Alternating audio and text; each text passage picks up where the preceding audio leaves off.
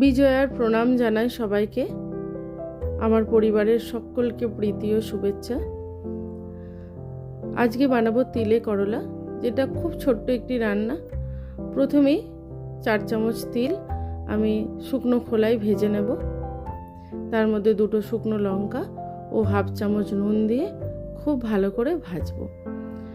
হালকা হালকা রং হবে, পুড়ে যেন যাবে না, একটা সুন্দর গন্ধ বেরোবে, সেই সময় নামিয়ে রাখবো। এবার ওই প্যানের মধ্যেই আবার খানিকটা সর্ষের তেল দিয়ে দেব, আর দিয়ে দেব একদম সরু সরু করে কেটে রাখা করলা। বীজটা আমি পুরো ফেলে দিয়েছিলাম। যেহেতু আমার করলাটাও বেশি, তাই তেলটা একটু বেশি করে দিয়ে খুব মরমরে করে ভেজে নিতে হবে। এর মধ্যে অল্প হলুদ গুঁড়ো আর অল্প নুন দিয়ে আমি ভেজে নেব।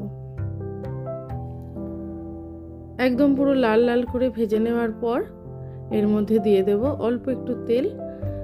সেই তেলটা গরম হয়ে গেলে ওর মধ্যে দেব অল্প একটু 5 ফোড়ন আর কয়েকটা চেরা কাঁচা লঙ্কা। এবার এটা সুন্দর করে ভাজা হয়ে গেলে যে তিলটা ভেজে রেখেছিলাম, সেই তিলটা মিক্সিতে একদম শুকনোই একদম পাউডার ঘুরিয়ে নেব। শুকনো ঘুরিয়ে নেওয়ার পরে নুন দেওয়া আছে, কিচ্ছু হবে না, সুন্দর গুঁড়ো হয়ে যাবে। এরপর মিক্সিটা ধুয়ে অল্প একটু জল দিয়ে এবার খুব নাড়াচাড়া করে একদম শুকনো শুকনো করে নেব। যতক্ষণ না পর্যন্ত পুরো জলটা শুকিয়ে যায় ততক্ষণ পর্যন্ত এটা নাড়বো, নেড়ে ভাজবো। এটা গরম ভাতে খেতে খুব সুন্দর লাগবে।